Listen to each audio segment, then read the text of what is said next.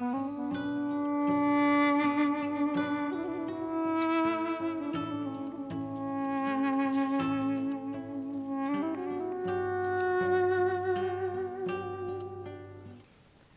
शांति, नमस्कार। आप सभी का बहुत बहुत स्वागत है हमारे इस अगले सेशन में। और ये हमारा आखिरी सेशन है, लास्ट सेशन है हमारे इस पूरे राजयोगा मेडिटेशन ऑनलाइन कैंप का। तो हम सारी चीज़ें अब फिर से सब वाइंड अप करेंगे इस सेशन में, और हम जानेंगे बहुत सारे रहस्य कि भगवान कैसे इस धरा पर आए और उन्होंने किस प्रकार से एक साधारण मनुष्य को निमित्त बना करके ये कार्य किया, कैसे उसके शरीर में आकर के ये ज्ञान हमको दिया। तो वो सारा ही हिस्ट्री के रूप में भी हम जानेंगे। तो जैसे कि आप सुन रहे थे कि हम संगम युग पर इस समय चल रहे हैं। संगम युग, इस युग को क्यों कहा जाता है? क्योंकि यही वो टाइम है जब आत्माएं अपने पिता परमात्मा शिव के साथ संगम मतलब कि मिलन मना सकती हैं। हम आत्माओं का मिलन परमात्मा से हो सकता है। तो जब ये इसकी शुरुआत हुई तो कैसे हुई? तो जो दादा लेखराज हैं उनको हम लोग लखी बाबू के नाम से भी वो बहुत ज़्यादा प्रख्यात थे, बहुत लोग उनको जानते थे। उनका जो जन्म है वो हैदराबाद सिंध में हुआ, और ये तब की बात है जब भारत पाकिस्तान अलग नहीं हुआ था। तो जो दादा लेखराज हैं वो बचपन से ही बहुत आदर्श उनका जीवन रहा। He was a self made man. उन्होंने अपना खुद का अस्तित्व खुद ही बनाया, क्योंकि उनके माँ बाप जो थे वो एक गरीब फैमिली के ही थे, और बहुत जल्दी उन्होंने शरीर भी छोड़ दिया था। लेकिन जैसे जैसे दादा लेखराज जो है बड़े हुए, उन्होंने हीरे का व्यापार शुरू किया, उसको सीखा, और बहुत ही जल्दी अपनी तेज़ बुद्धि के कारण से, अपनी टैलेंट के कारण से उन्होंने वो एक बहुत बड़े प्रख्यात जौहरी बन गए, बहुत प्रख्यात हीरे के व्यापारी बन गए। और उनका व्यापार जो था वो केवल इंडिया नहीं, नेपाल में भी उनका बहुत कारोबार था। नेपाल के राजाओं के साथ, पूरे भारत में ही इनफैक्ट जो भी राजा महाराजा थे सबके साथ उनका काफ़ी लेन देन, उनके पास आना जाना रहता था। क्योंकि हीरे के व्यापारी, तो हीरे का जिनके साथ लेन देन है वो राजा महाराजा ही होंगे। तो बहुत आना जाना बाबा का, उठना बैठना राजाओं के साथ होता था, उनके परिवारों के साथ होता था। तो बहुत से राजा महाराजा बाबा के व्यक्तित्व को देख कर के कहते थे कि भगवान ने गलती से हमें राजा बना दिया, राजा तो आपको बनाना चाहिए था। क्यों? क्योंकि दादा लेखराज की जो पर्सनालिटी थी उसमें बहुत रॉयल्टी थी। उनका उठना बैठना, उनका बात करने का तरीका, उसमें बहुत रॉयल्टी थी, बहुत सब्र, बहुत डिसिप्लिन था उनकी लाइफ में। तो उसको देख कर के सब लोगों को लगता था ये कितना आदर्श इनका जीवन है, कितना एग्जाम्पल जैसा एक ऐसा आदर्श व्यक्ति है जिसका व्यक्तित्व में इतना निखार है, इतने चेहरे पे उनके तेज है। तो ऐसा जो उनके व्यक्तित्व को देख कर के लोग प्रशंसा करते थे। तो दादा लेखराज जो थे उनकी शादी एक यशोदा नाम की लड़की से हुई, और उनके 5 बच्चे थे, 3 बेटियां और 2 बेटे। तो अपने जीवन को बहुत सुखमय जीवन वो व्यतीत कर रहे थे। बहुत उनका व्यापार भी बहुत सक्सेसफुल था। लेकिन जो दादा थे वो बहुत दानी भी थे और बहुत दान पुण्य किया करते थे। उनके अंदर सभी के लिए बहुत प्यार, यहाँ तक कि जब भी वो भगवान से भी कुछ दुआएं मांगते थे या कुछ प्रार्थना करते थे तो वो सारे विश्व की आत्माओं के लिए प्रार्थना करते थे। उनके अंदर था कि सारे विश्व की आत्माओं का कल्याण होना चाहिए। तो बाबा दानी के साथ साथ एक बहुत बड़े भक्त भी थे। तो बाबा बहुत भक्ति किया करते थे और सबसे बड़े भक्त तो वो विष्णु के थे। बचपन से ही विष्णु जी का चित्र जो है वो अपनी जेब में रखते थे और विष्णु की परम भक्ति करते थे। विष्णु जी को बहुत मानते थे। यहाँ तक कि एक बार एक व्यक्ति उनके सामने विष्णु जी का ऐसा चित्र लेके आया जहाँ पे लक्ष्मी उनके पैर दबा रही है। तो बाबा ने उसको कहा कि इस चित्र को चेंज कर दो, लक्ष्मी जी को विष्णु के साथ खड़ा करो, क्योंकि लक्ष्मी जी तो देवी है, वो दासी नहीं है भगवान की। तो उनके मन में स्त्रियों के लिए भी बहुत प्यार स्नेह था। उनको था कि स्त्री नारी कभी दासी नहीं है, नारी तो देवी के समान है। तो सभी नारी को भी वो बहुत ऊंची दृष्टि से देखते थे। तो इस प्रकार से बाबा जब इतनी भक्ति करते थे तो बाबा ने बहुत ट्रैवल भी किया, अमरनाथ भी बाबा गए और बाबा ने बहुत सारे गुरु भी किए। बाबा ने 12 गुरु किए। तो गुरु को वो इतना मान देते थे, गुरु का बुलावा काल का बुलावा मानते थे। तो बाबा के घर में नित्य प्रवचन चलते रहते थे। बहुत गुरु आकर के बाबा के घर में प्रवचन करते थे और बाबा जो है बहुत भक्ति में भी बाबा की बहुत रुचि थी। फिर एक दिन की बात है जब ये बाबा की आयु लगभग जब 60 साल की थी, जब बाबा 60 इयर्स के हुए, तो बाबा को खुद से ऐसा महसूस हुआ कि जैसे अब वो समय आ गया है जब मुझे थोड़ा वैरागी बनना चाहिए। तब जब मैंने अपना बिजनेस अभी इतना स्टैब्लिश कर लिया है तो अब मुझे भक्ति की तरफ ही ज़्यादा जाना चाहिए। तब वो समय था जब बाबा को पहला साक्षात्कार हुआ। तो बाबा ने का पहला जो साक्षात्कार था वो हैदराबाद सिंध में हुआ। तो ये वो समय था जब बाबा विष्णु की भक्ति कर रहे थे, विष्णु को याद कर रहे थे और बाबा की आंखें बंद थी। तो बाबा के सामने अचानक जैसे विष्णु चतुर्भुज उनके सामने प्रकट हो गए और उन्होंने साक्षात विष्णु चतुर्भुज को देखा। उनके अनेकों रूप बाबा के सामने आ गए। तो बाबा एकदम हैरान हो गए और खुशी के मारे उनका ठिकाना ना रहा।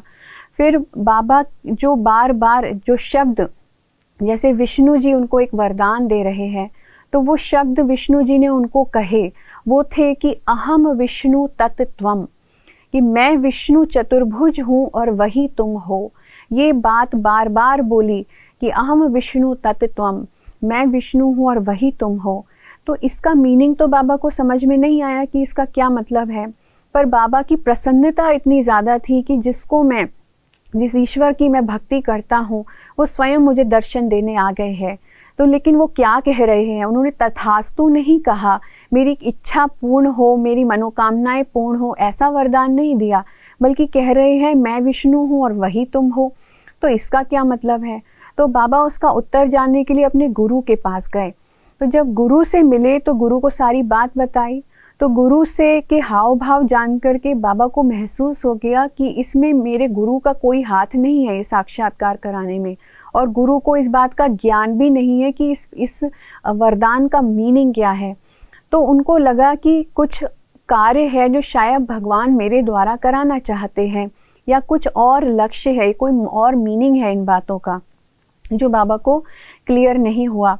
फिर धीरे धीरे करके बाबा के अंदर और भी प्रश्न उत्पन्न होते चले गए, परंतु बाबा को का ध्यान जो है उनके बिजनेस से, सारी चीज़ों से हटता गया।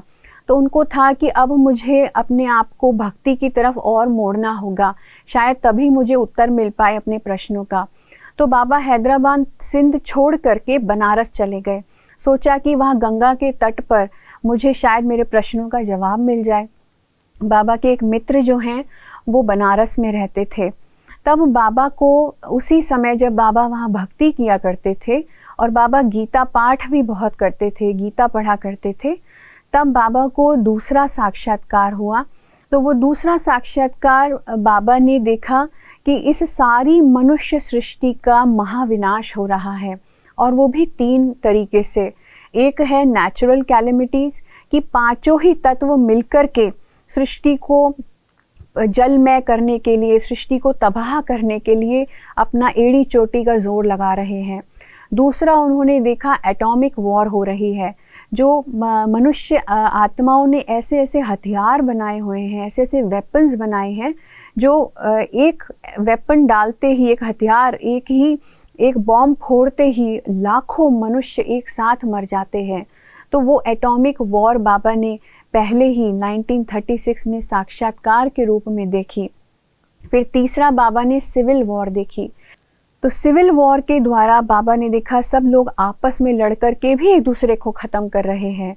तो ग्रह युद्ध बाबा ने देखा। तो ये तीनों चीज़ों से इस मनुष्य सृष्टि का महाविनाश हो रहा है और सृष्टि में त्राही त्राही मची हुई है। सब आत्माएं जो हैं, सब मनुष्य जो हैं वो मर रहे हैं। खूने नाहक खेल है, जैसे खून की नदियाँ बह रही हैं। तो बाबा को ये साक्षात्कार देख करके, ये सीन देख करके उनके मन में बहुत डर हुआ और जैसे एक चीख निकल गई कि हे ईश्वर, तुम मुझे ये सब क्यों दिखा रहे हो? क्या दुनिया का ये हाल होने वाला है? तो क्या फ़ायदा, तुमने ये दुनिया क्यों बनाई है अगर इसको तबाह ही करना है? वैसे बहुत सारे प्रश्न बाबा के मन में आने लगे। फिर बाबा को परम धाम का साक्षात्कार हुआ। तो परम धाम को बाबा ने देखा। परम धाम में देखा कि चारों तरफ लाल प्रकाश ही प्रकाश है और उसमें आत्माओं का एक बहुत बड़ा उल्टा झाड़ है, जिसमें सबसे ऊपर जो है सबसे ज़्यादा चमकता सितारा, और उसके बाद धीरे धीरे कुछ आत्माएं एक तने के रूप में, और फिर बाद में आत्माओं का एक बहुत बड़ा झाड़, जहाँ अनेकों आत्माएं बिंदु रूप में जैसे कि अपनी अपनी जगह पर आराम से बैठी हुई है। उन्होंने बेहद शांति की अनुभूति की। उन्होंने उस जहान को देखा तो उनके मन में अनेकों सवाल, ये कौन सी दुनिया है, कितनी शांति है यहाँ पर। तो बाबा ने परम धाम को देखा। फिर उन्होंने देखा कि वो जो आत्माएं हैं धीरे धीरे करके वो धरती की तरफ बढ़ती हैं। आत्माएं जो हैं वो नीचे उतर रही हैं और नीचे उतरते उतरते जैसे वो इस सृष्टि के ऊपर आती हैं, इस पृथ्वी के ऊपर आती हैं, वो सब आत्माएं जो हैं धीरे धीरे करके देवताओं में चेंज हो जाती हैं, देवताओं में परिवर्तित हो जाती हैं। तो वो आत्माएं देवताओं की सृष्टि जैसे बन जाती है धीरे धीरे। और जब उसका साक्षात्कार फिर जैसे बाबा को हुआ तो बाबा ने देखा सारी सृष्टि जैसे एक स्वर्ग, एक बहुत सुंदर दुनिया में परिवर्तित हो जाती है। दुनिया में चारों तरफ सुख ही सुख है, शांति ही शांति है, कोई लड़ाई झगड़ा नहीं, एकदम पवित्रता। सारी दुनिया में सिर्फ देवता ही देवता है, सारी दुनिया में किसी प्रकार की कोई कमी नहीं, संपन्नता ही संपन्नता है। तो ऐसी दुनिया को देख करके बाबा की आंखें फटी की फटी रह गई। बाबा ने कहा, इतनी सुंदर दुनिया आने वाली है, ये दुनिया कौन सी दुनिया है, कैसे ये देवताओं की दुनिया बन सकती है। तो उसके बाद जैसे जैसे बाबा वो सीन देख रहे थे तो बाबा को एक आकाशवाणी सुनाई दी। तो उसमें था कि ऐसी दुनिया तुम्हें बनानी है, हे लखीराज, तुम जागो और ऐसी दुनिया बनाने के लिए प्रयास करो, ये दुनिया तुम्हें बनानी है। और बाबा के अंदर और भी ज़्यादा प्रश्न उठने लगे कि मैं तो एक साधारण व्यक्ति हूँ, मैं तो जौहरी हूँ, मैं तो हीरे का व्यापार करने वाला व्यक्ति हूँ, ये दुनिया मैं कैसे बना सकता हूँ? मेरे अंदर तो इतनी शक्ति नहीं, इतनी क्षमता मेरी नहीं है। मैं कैसे इस दुनिया, पूरी दुनिया को बदल के ऐसी दुनिया बना दूँ, देवताओं में परिवर्तित कर दूँ, ये कैसे हो सकता है? तो बाबा के अंदर और भी कंफ्यूजन, और भी ज़्यादा डाउट्स आने लगे कि मैं क्या करूं ऐसा जो ऐसी दुनिया बनाऊं। आखिर भगवान चाहते क्या हैं, वो मुझसे क्या कराना चाहते हैं? तो जैसे जैसे और समय आगे बढ़ा तो बाबा को लगा कि अब मुझे बनारस में बैठे हुए नहीं रहना है, अब मुझे अपने इस लक्ष्य पे लग जाना है।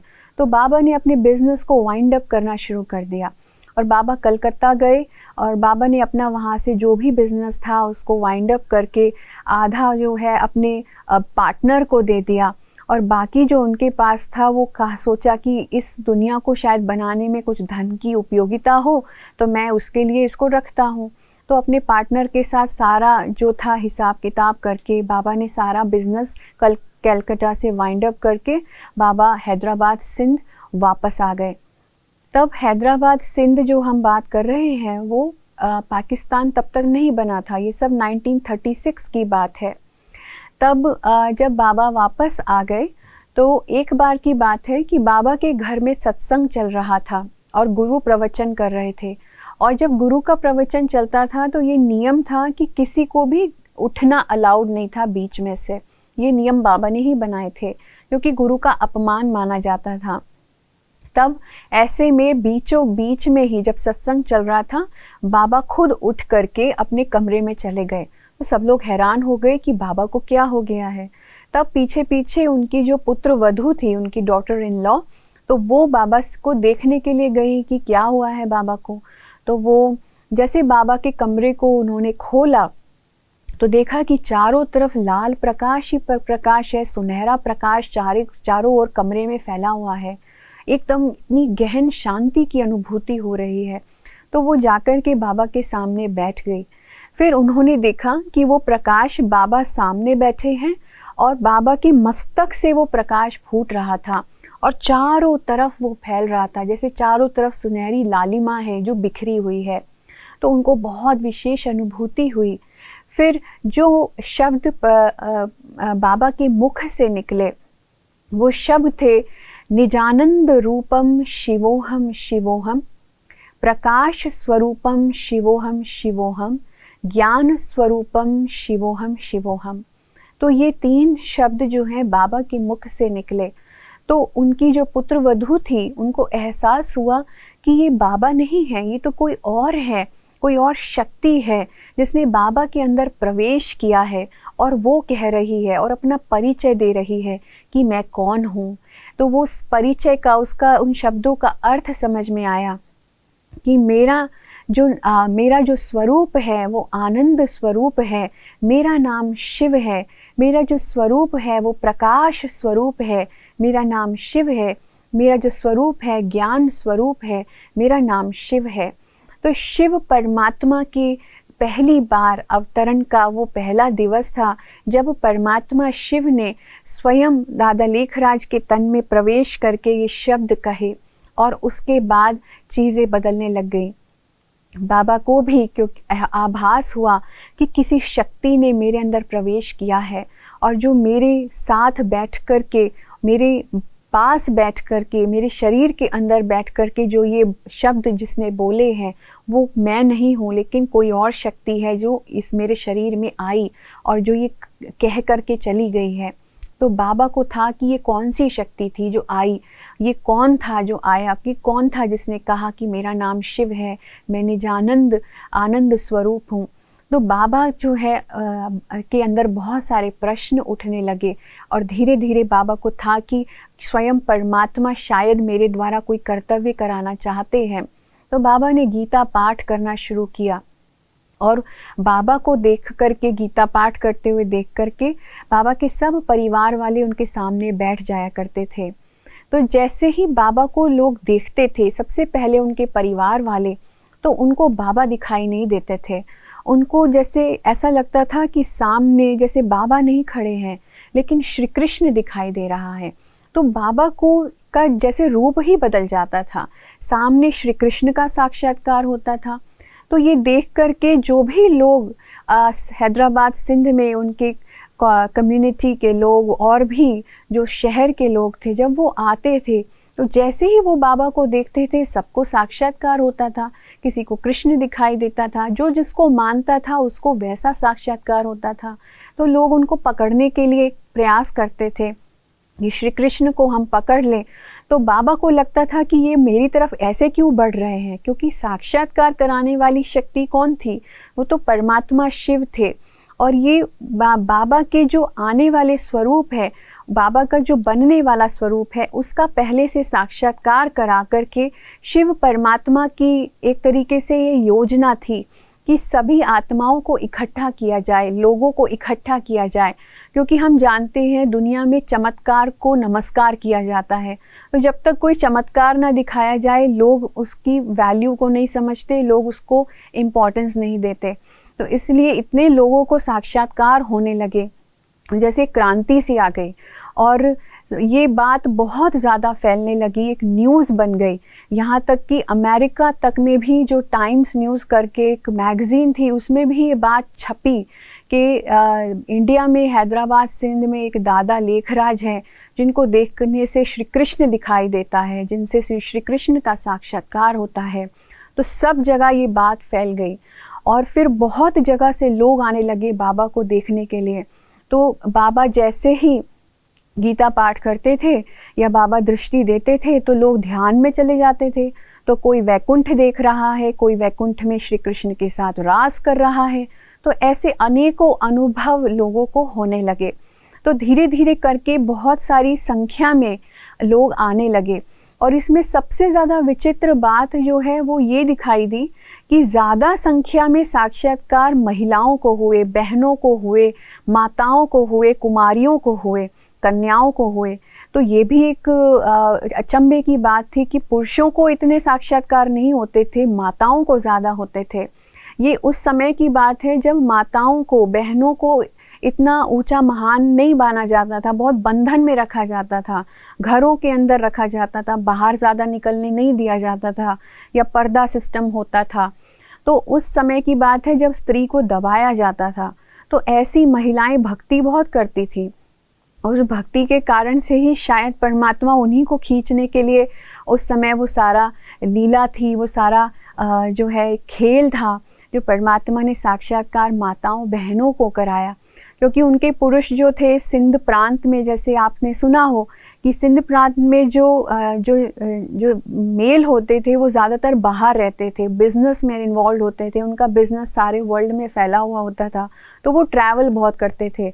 और उनकी जो स्त्रियां थी वो सब घरों में रहती थी, और घरों से फिर वो बाबा के पास आती थी और उनको ये सारे अनुभव होते थे। तो एक संगठन बन गया, और जब एक संगठन बन गया तब शिव परमात्मा ने दादा लेखराज के मुख से सारी जो बातें, सारा जो ज्ञान जो आपने भी इतने समय से अभी सुना, तो ये ज्ञान बताना शुरू किया। सबसे पहले बाबा ने खुद का परिचय दिया कि हम आत्माएं कौन हैं, आत्मा क्या होती है। फिर परमात्मा ने अपना परिचय भी दिया कि परमात्मा कौन है, मैं कौन हूँ, मैं कौन सी शक्ति हूँ, मैं निराकार ज्योति बिंदु हूँ। फिर बाबा ने धीरे धीरे करके एक एक राज खोलने शुरू किए।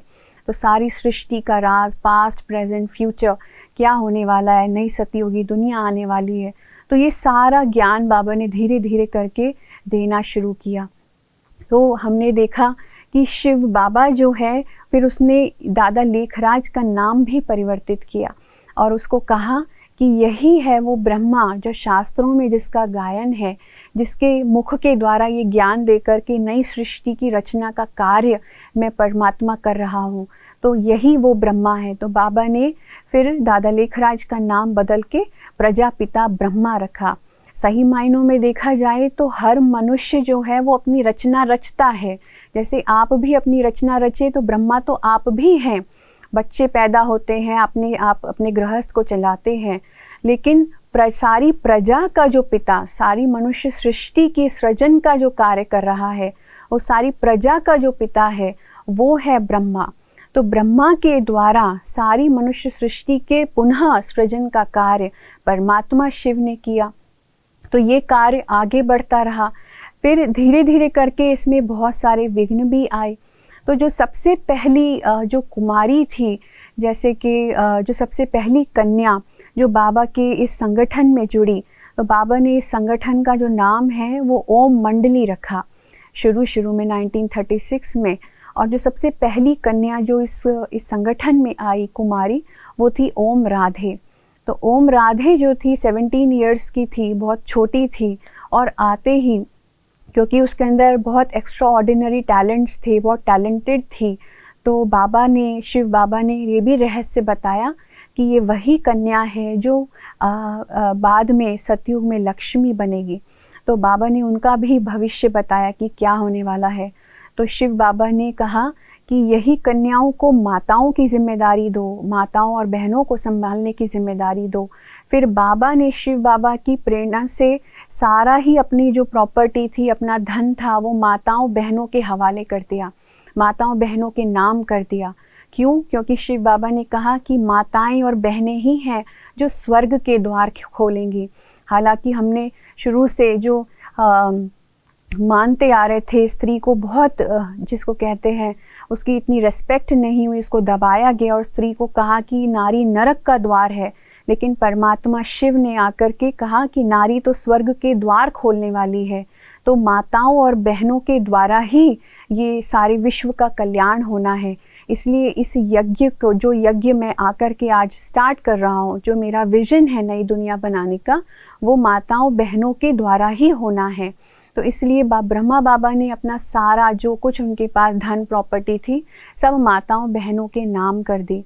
और फिर ओम राधे को बाबा ने उसका एडमिनिस्ट्रेटिव हेड बनाया, पहला एडमिनिस्ट्रेटिव हेड, जिस सारा संचालन जो है वो करेगी।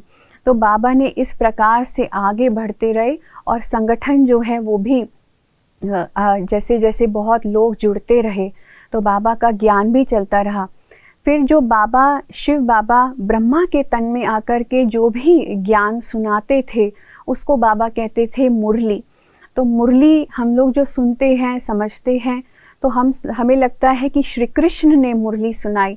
श्री कृष्ण जी जो है वो काठ की मुरली बजाते थे, जिसको सुनने के लिए गोप गोपियाँ सब अपनी सुध बुध खो कर के आकर के वो मुरली सुनने के लिए इकट्ठियाँ हो जाती थी। लेकिन शिव परमात्मा जो महावाक्य जो ब्रह्मा के मुख से बोलते थे उसको सुनने के लिए अनेकों माताएं बहनें जो हैं अपना घर बार छोड़ कर के सब आकर के बाबा के सामने बैठ जाते थे। तो असलियत में कोई श्री कृष्ण ने काठ की मुरली नहीं बजाई थी, लेकिन ये ज्ञान की मुरली जिसको सुनने के लिए सब अपनी सुध-बुध खोए बैठे थे। तो यही साकार मुरलियाँ जो हैं जो भगवान ने स्वयं ब्रह्मा के मुख से बोली तो उसको मुरली कहा गया। फिर शिव बाबा ने बताया कि तुम ब्रह्मा के मुख से पैदा हुए बच्चे हो, क्योंकि हाँ एक क्रांति जैसी हुई, मनुष्य आत्माएं जैसे परिवर्तित हो रही है, अनेक जीवन में हमारे सबके जीवन में एक चेंज आने लगा। तो वो माताएं बहनें उनके जीवन में चेंज आया, परिवर्तन आया। उन्होंने अपने विकारों को त्याग करके एक प्रतिज्ञा की कि हम आजीवन पवित्र रहेंगे, आजीवन जो है ब्रह्मचर्य व्रत का पालन करेंगे और हमारा जीवन ऐसा श्रेष्ठ बनाएंगे जो हम आगे के लिए देवी देवता बन सके। जिसके कारण से बाबा ने कहा कि ब्रह्मा के मुख से ही फिर ब्राह्मणों का जन्म होता है। तो बाबा ने सबको कहा कि अब तुम ब्राह्मण बने हो, सच्चे सच्चे ब्राह्मण बने हो। ब्रह्मा मुख वंशावली, ब्रह्मा के मुख से जो ज्ञान निकला उसको सुनकर के तुम्हारा दिव्य जन्म हुआ है। तो ऐसी धरनी बाबा ने तैयार की। और फिर उसके साथ साथ जैसे जैसे समय आगे बढ़ता गया तो देखा गया कि दुनिया में परिवर्तन बहुत हो रहा था। वहीं पर सेकेंड वर्ल्ड वॉर हुई और जो है सेकेंड वर्ल्ड वॉर में जो दुनिया के हालात थे वो बहुत कमज़ोर थे। और एक हिरोशिमा नागासाकी पे जो बॉम्ब ब्लास्ट हुआ तो वो भी सबने देखा कि कैसे एटम बॉम्ब डाला गया। तब सबको लगा कि कहीं ये वही तो युद्ध नहीं है, कहीं ये वही विनाश का सीन तो नहीं है जो बाबा ने कहा कि दुनिया विनाश होगी। तो फिर शिव बाबा ने कहा कि ये तो सिर्फ एक रिहर्सल है, इससे बड़ा जो कार्यक्रम है वो तो बहुत बाद में होने वाला है, अभी तो स्थापना का कार्य शुरू हुआ है, लेकिन ये सब आपको दिखाने के लिए एक रिहर्सल है, असली चीज़ तो अभी बाकी है जो होनी है। फिर जैसे जैसे समय आगे बढ़ा तो बाबा ने 14 साल उन सभी माताओं बहनों और भाई जो जुड़े थे उनको तपस्या कराई। 14 साल बाबा ने उन सभी को एक घर के अंदर रख कर के बाबा ने वो सभी को एक भट्ठी में डाला। भट्ठी हम इसको क्यों कहते हैं, जैसे कोयले को आप भट्ठी में डालो तो कोयले का रूप बदलने लगता है, ईंट को आप भट्ठी में डालो तो वो कच्ची होकर के पक्की होके निकलती है। तो उसी तरीके से आत्मा को भी योग अग्नि में जब तपाया जाता है तो आत्मा भी शुद्ध पवित्र हो जाती है। तो बाबा ने 14 साल सभी जो भी ब्राह्मण वत्स थे उनको तपस्या कराई। बाबा ने सबको योग की तपस्या कराई, योग अग्नि में पकने को कहा। उसके बाद इसी का ही गायन जो है हमारे शास्त्रों में है कि जो पांडव हैं वो भी 14 साल जो है वनवास में गए, श्री राम और श्री सीता भी 14 साल वनवास में गए। तो वनवास में जाने का जो यादगार है वो एक्चुअली में कहीं जंगल में जाने का नहीं है, लेकिन सारी दुनिया से कट ऑफ हो जाना, सारी दुनिया से वैरागी होकर के अपने ऊपर ध्यान देना और अपनी अंदर की शक्तियों को बढ़ाना, वही है सच्चा सच्चा वनवासी बनना। तो शिव बाबा ने भी यही 14 साल की तपस्या कराई। और फिर बाबा जो है जैसे ही भारत और पाकिस्तान दोनों अलग अलग हुए और दोनों के बीच में हालात ठीक नहीं थे, उस समय शिव बाबा ने कहा कि मेरा अवतरण तो भारत में होता है ना कि पाकिस्तान में, तो तुम सबको भारत जाना होगा।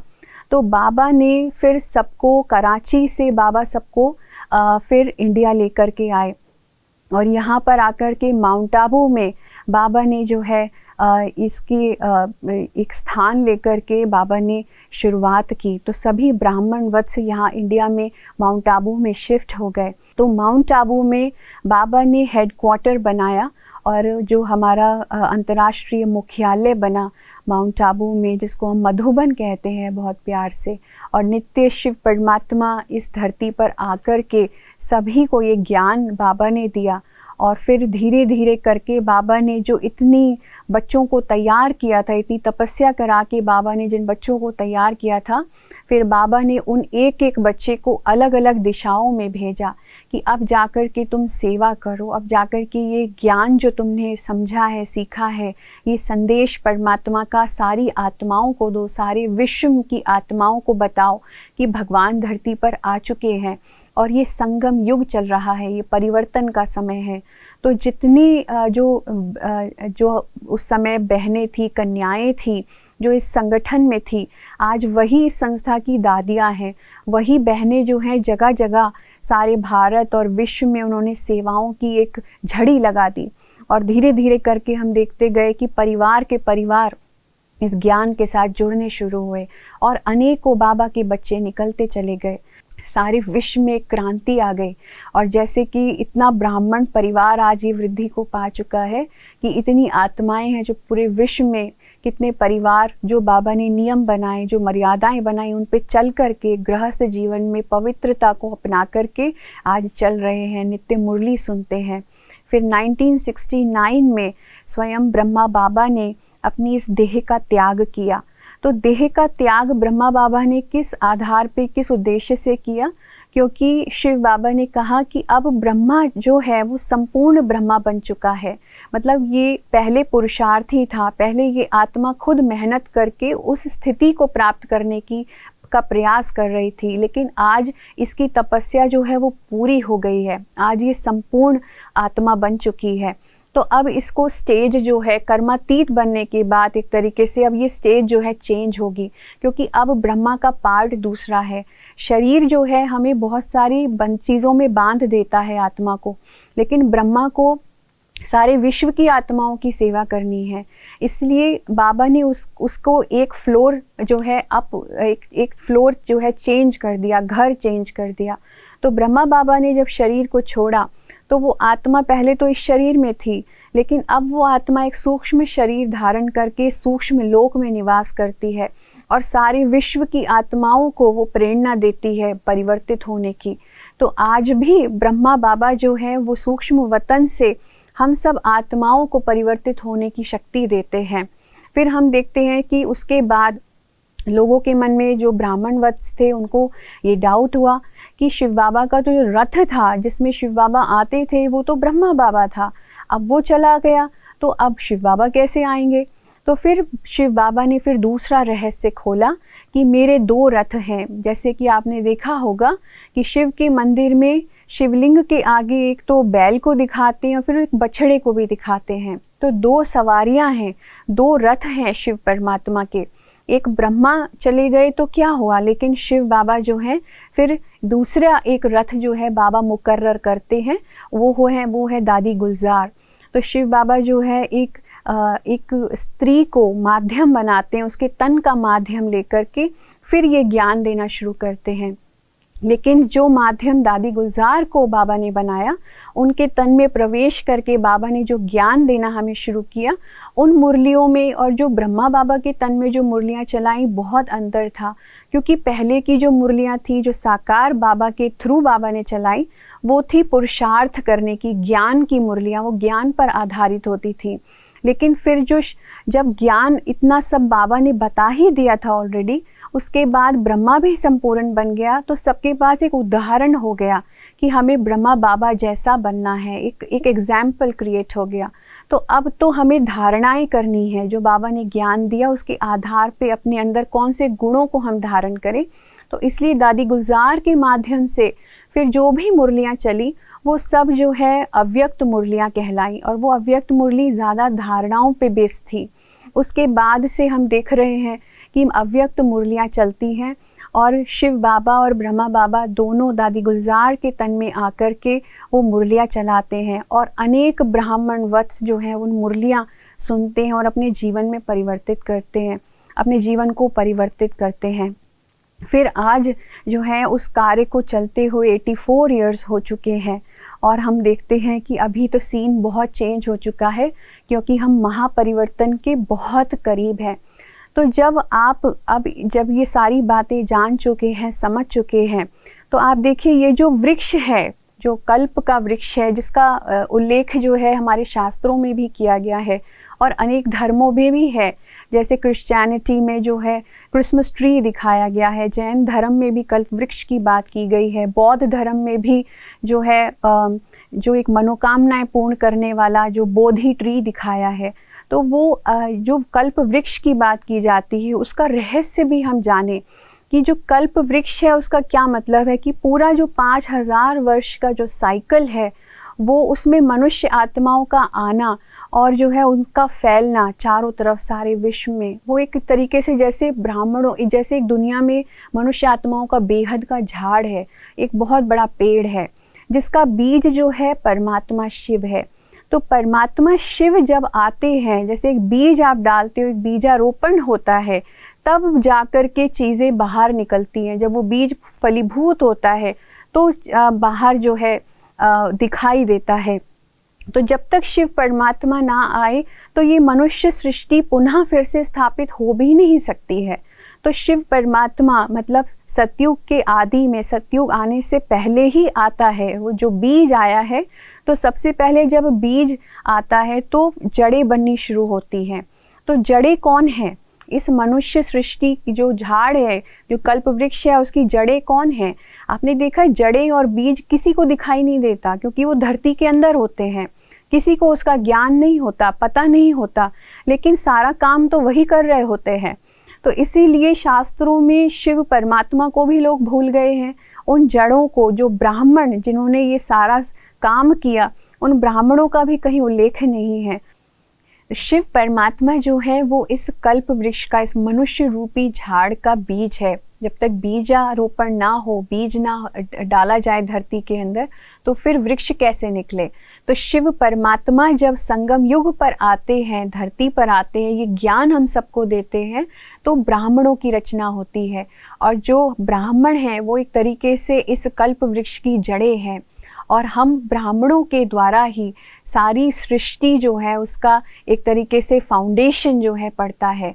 और हम इस ज्ञान के द्वारा जो फाउंडेशन है, सबसे पहले जैसे एक बीज को खाद की ज़रूरत होती है, पानी की ज़रूरत होती है, धूप की ज़रूरत होती है और पर्सनल केयर की ज़रूरत होती है, उसी तरीके से शिव परमात्मा जो है ज्ञान रूपी ये जो ज्ञानामृत हमको पिलाते हैं, वो एक तरीके से इसको सींचने का काम करते हैं योग के द्वारा, पवित्रता के द्वारा।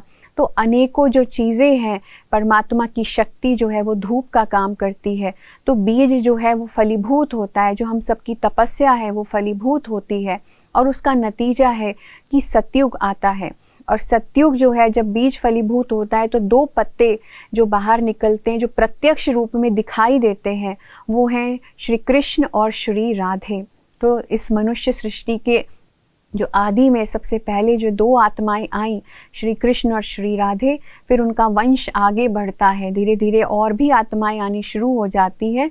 तो एक दुनिया, एक धर्म, एक भाषा, और उसका प्रतीक, इस एकता का प्रतीक है ये तना, की तना एक है।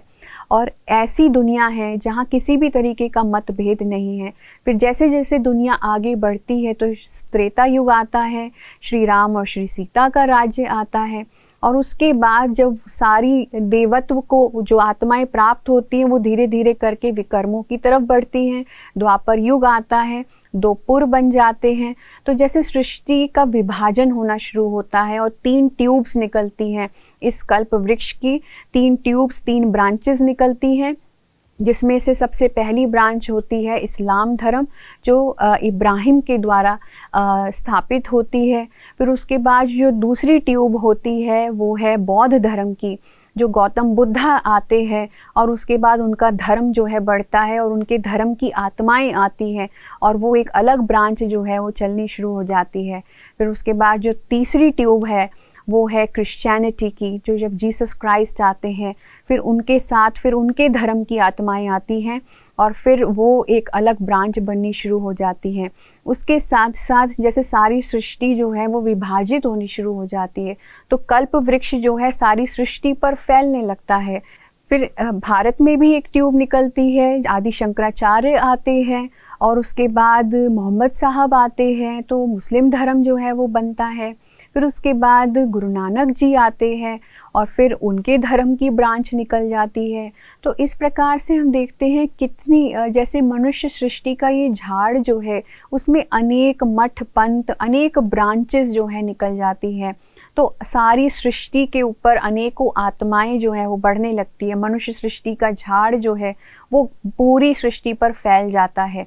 तो आज हम देख रहे हैं कि ये जो झाड़ है कितना बड़ा हो चुका है, कितनी आत्माएं इसमें हैं। तो सभी आत्माएं क्या हैं, इस झाड़ के पत्ते हैं और हम किसी ना किसी ब्रांच से जुड़े हुए हैं। तो वहाँ की बातें हम जानते हैं, सुनते हैं, उसी को फॉलो करते आते हैं। तो अब जब ये सारा झाड़ जो है 5000 साल पुराना हो चुका है, अब जो है ये झाड़ पुराना हो चुका है और ये झाड़ जो है बाबा कहते हैं इसमें कीड़े भी लग चुके हैं। जैसे इसका जो तना है वो तना खोखला हो चुका है, जो देवी देवता धर्म था वो तो रहा ही नहीं है। तो वो सारी जो ब्रांचेस हैं आज उन्होंने जड़ पकड़ी हुई है, वही सब इस सृष्टि को जैसे चलाने के लिए निमित्त है। तो जब ये जो मनुष्य सृष्टि रूपी झाड़ है ये अपनी सब बिल्कुल अंतिम स्थिति में होता है, जड़ीभूत अवस्था में होता है, तब फिर से परमात्मा शिव आकर के एक नया सैपलिंग लगाने के लिए, एक नई कलम लगाने के लिए फिर से ब्रह्मा को रचते हैं और ब्रह्मा के द्वारा जो है वो सारी मनुष्य सृष्टि में ये ज्ञान जो है ब्राह्मणों द्वारा फैलता है। और फिर आप देखेंगे कि अनेक आत्माएं जो अलग अलग धर्मों में थी वो आत्माओं तक ये ज्ञान पहुंचता है और एक एकता की भावना पैदा होती है। फिर उन्हीं आत्माओं से अनेक धर्मों की आत्माएं यूनाइट होकर के फिर से एक नए धर्म, फिर से एक नए झाड़ की जो है नींव पड़ती है, एक नया फाउंडेशन जो है वो लगता है। और जो है हम देखते हैं कि फिर से सृष्टि जो है एक होनी शुरू हो जाती है और जो है एक नया जो है सतयुग जो है फिर उसी आधार पे आता है। तो एकता तो होनी ही है, परमात्मा जो है ये एक करने का काम जो है वो करता है और ये बड़ा यूनिक उसका तरीका है, एक बहुत यूनिक वे है ये काम करने का ईश्वर का, जिसको समझना हम सबके लिए अति आवश्यक है। तो हमने इसीलिए ये जाना, ये समझा कि ये कल्प वृक्ष भी एक तरीके से एक साइकिल की तरह है, जिसमें परमात्मा आते हैं, फिर एक नए वृक्ष की कलम लगाते हैं, वो वृक्ष जो है बड़ा होता है, फिर वो वृक्ष जो है जैसे पुराना होता है, फिर परमात्मा को आकर के फिर एक नए वृक्ष को लगाना होता है। तो ये भी एक चक्र है जो चलता है। तो इसीलिए कल्प वृक्ष का भी बहुत गायन है। तो आज हमने देखो कितनी सारी बातें अब इस कोर्स के माध्यम से जानी। तो शिव परमात्मा का कार्य तो अभी भी चल रहा है, अभी भी थोड़ा समय बाकी है। तो हम नित्य जो ये जो भगवान ने आकर के गॉडली यूनिवर्सिटी जैसे बनाई, जैसे इस यज्ञ को परमात्मा ने नाम दिया प्रजापिता ब्रह्मा कुमारी ईश्वरीय विश्वविद्यालय, जिसमें माताओं और बहनों को बाबा ने निमित्त बनाया इस कार्य को करने के लिए, कि माताएं बहनें ही हैं जो सारे विश्व का उद्धार करेंगी। तो आज ये इसकी ब्रांचेस जो हैं सारे वर्ल्ड में फैली हुई हैं और कितने ब्राह्मण वत्सों का जन्म हुआ, कितने मनुष्य आत्माओं ने अपना परिवर्तन किया। और शिव बाबा की जो मुरली है, शिव बाबा की ज्ञान मुरली जो हमें अंदर से बदल देती है, वो मुरली जो है जो हमें हमारी सारी बुराइयों को समाप्त कर देती है, वो मुरली रोज़ हम सुनते हैं। तो आपको भी अब ये इस कोर्स भले ही समाप्त हो गया है, लेकिन कुछ चीज़ें यहाँ समाप्त नहीं होती है। अब इसके बाद क्या? तो स्पिरिचुअलिटी एक जर्नी है, आध्यात्मिकता एक बहुत बड़ी यात्रा है। अपने जीवन को परिवर्तित करना है, सतयुग के लायक हम सबको बनना है। ये कार्य भगवान कर रहे हैं, परिवर्तन करने का कार्य कर रहे हैं। तो उसमें हमारा क्या योगदान है? तो खुद को भी बदलिए और दूसरी आत्माओं को भी बदलने की प्रेरणा दीजिए। तो परमात्मा की जो ज्ञान मुरली है वो एक बहुत बड़ा फाउंडेशन है डेली जो हम सुनते हैं, जिसके आधार पे हमारे अंदर श्रेष्ठ संकल्प, शुभ संकल्प पैदा होते हैं और हमें प्रेरणा मिलती है अपने जीवन को बदलने की। तो मुरली जो है इस कोर्स के बाद हम शुरू करेंगे, और जो भी आत्माएं, आप सबको मुरली ज़रूर सुननी है। तो मुरली के साथ जुड़े कि भगवान ने कौन कौन से महावाक्य, क्या महावाक्य कहे, भगवान की बातें क्या हैं। तो भगवान के साथ कनेक्शन बनाने का उसकी बातें ही सुननी है ना। तो अभी तक तो जो आपने सुना वो बातें थी जो परमात्मा ने कार्य कैसे किया, क्या क्या किया, लेकिन उसके बाद जो है वो ट्रांसफॉर्मेशन पीरियड, अपने अंदर कैसे हम परिवर्तन लेके आए, तो वो सारे ईश्वर के महावाक्य हमें डेली सुनने हैं।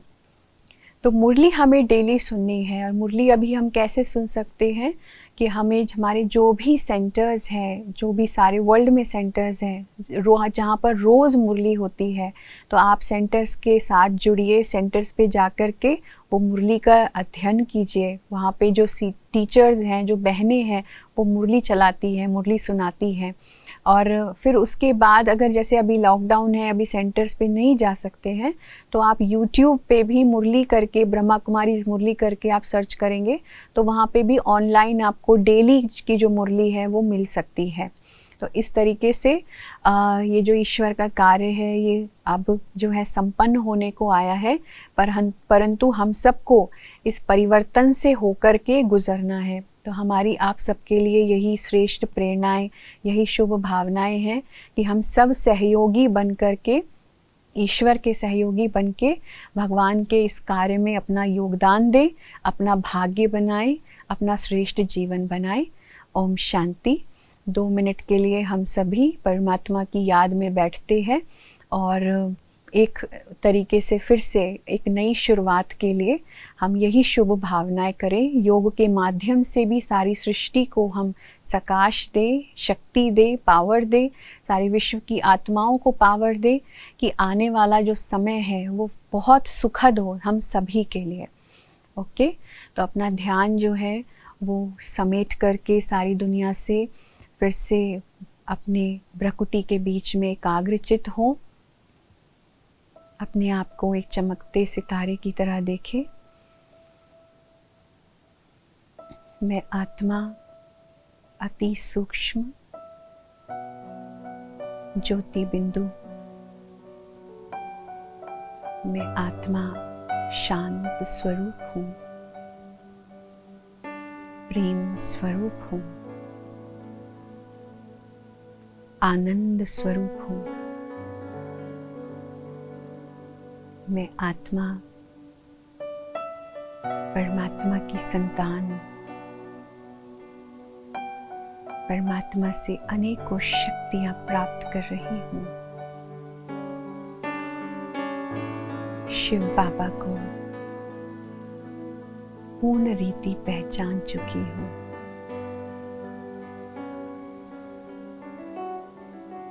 मेरे पिता एक बहुत सुंदर लक्ष्य लेकर के इस धरा पर अवतरित हुए हैं।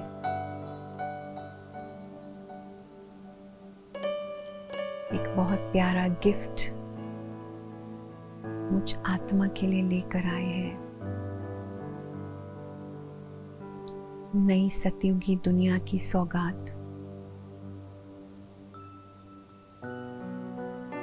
हम सभी मनुष्य आत्माओं को भगवान भेंट करना चाहते हैं। मैं आत्मा अपने परम पिता परमात्मा से अनेकों दिव्य शक्तियां प्राप्त करके अपने आप को दिव्य गुणों से भरकर सच्चा ब्राह्मण बनकर उस दुनिया में चलने लायक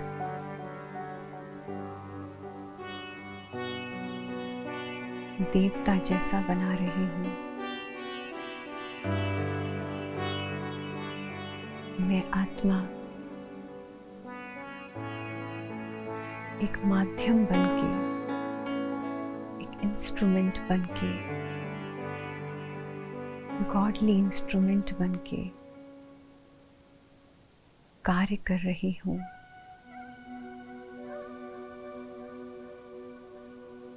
मैं आत्मा गॉडली स्टूडेंट भी हूँ। परमात्मा की इतने विशाल विश्वविद्यालय में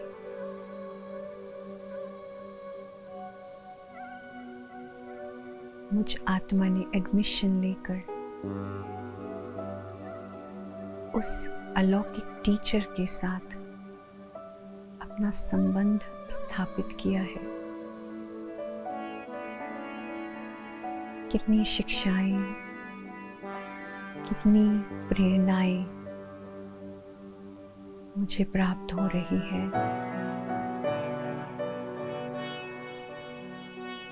मेरा जीवन बदलता जा रहा है।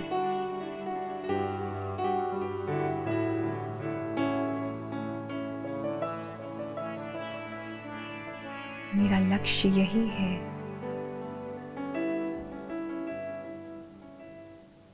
कि मैं हमेशा के लिए अपनी सारी पुरानी आदतों को छोड़ नए संस्कारों को अपने अंदर धारण करूं।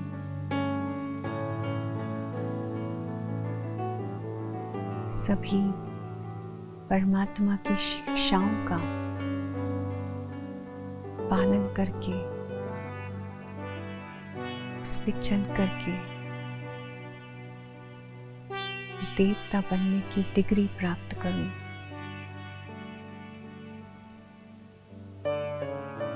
इस श्रेष्ठ लक्ष्य के साथ मैं सदा आगे बढ़ती रही हूं और यही प्रेरणा मैं दूसरों को भी देती हूँ।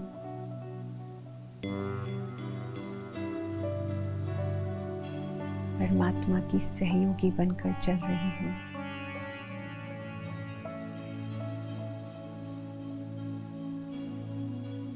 ओम शांति, ओम शांति, ओम शांति।